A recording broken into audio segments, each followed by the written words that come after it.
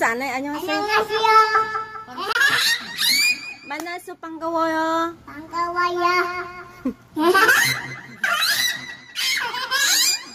감사합니다.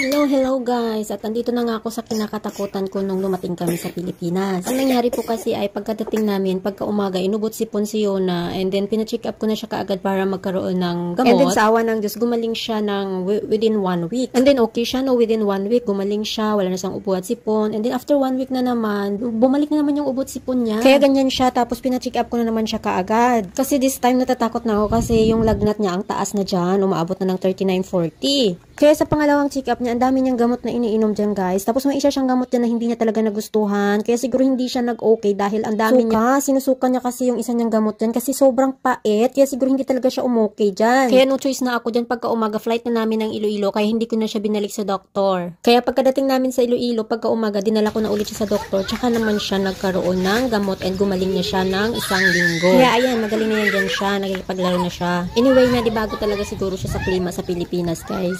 천천히! 천천히, 유나야!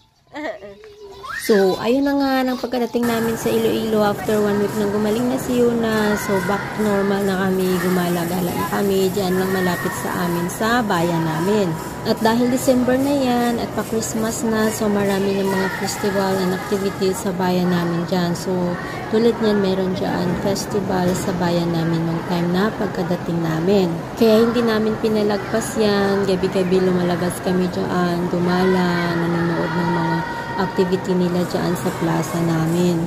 Tsaka iba na talaga guys yung dati na plaza namin kaysa ngayon kasi marami na talagang nag-improve. So tulad niyan, yung Tamasak Arena namin na yan, napakalaki na and napakalawak na. And then sa likod niyan, may football field pa. So ito kasi yung lugar namin is capital football siya ng Philippines. So Baratak Nuevo, Ascenso Baratak Nuevo. O, diba? So, ayan na guys, yung aming Tamasak Arena. Sa gilid naman ng arena na yan is meron ng banda. So, ang tawag sa aming festival dyan ay Paghiliusa Christmas 2024. Live band iyan na merong mga food festival or food queue sa gilid ng kalsada. And ayan, at yan, nandito naman kami sa football field sa amin sa plaza. So, ayan guys, yung football field namin sa likod niyang Tamasak Arena lang. So, sa gilid ng aming football field, meron dyan na church and St. Paul School. So, yung church namin na St. Anthony of Padua Church. So, yan yung church namin sa harap ng aming football field. And sa pangalawang gabi namin na gala, guys, same pa rin doon sa arena. Pero, this time po, nag-ano kami ng banda, nanood, and then nag-food trip kami dyan. So, kumuha kami ng table, and then habang kumakain kami dyan, kasama yung aking mga family and relatives, kumakain kami ng barbecue, and then while watching ng live band.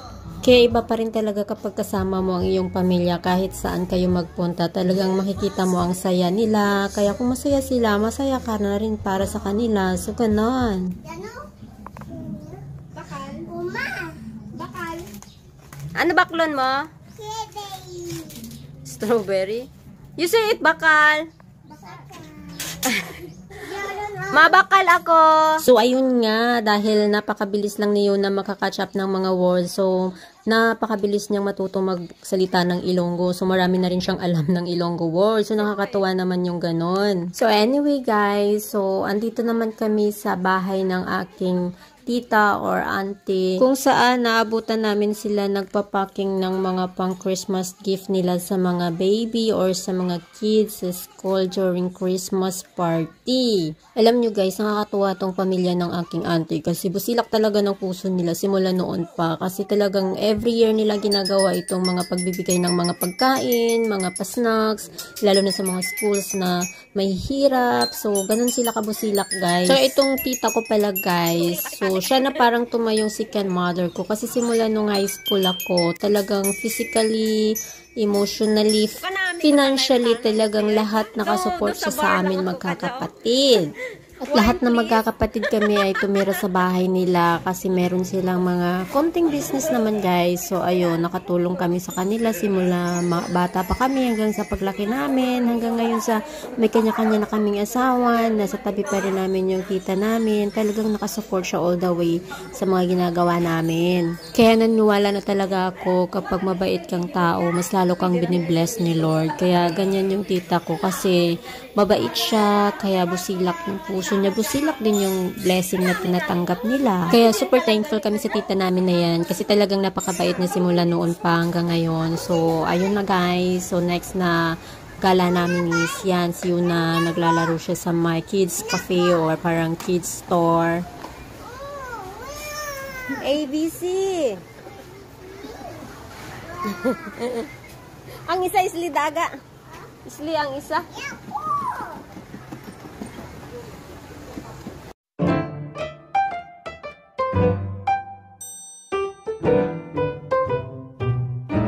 And itong gala namin na to guys ay dito lang yan sa palengke namin. Malapit sa amin syempre. So ayan yung palengke namin. Tapos si Yuna tuwang-tuwa dyan. Ayaw na talaga niyang umuwi. Niyayaya na namin siyang umuwi dyan. Pero ayaw niya na talaga kasi maraming tao dyan. Makapaglaro siya. And then talagang nalingaw siya dyan sa mga daming tao, daming laruan. Kaya yun. Kaya nagtantrum din siya kasi pinipilit namin umuwi. Pero ayaw niya talaga. Kaya hinayaan ko na lang muna siyang maglaro dyan. Kaya hanggang dito na lang muna yung aming vlog. Sa susunod, part 3.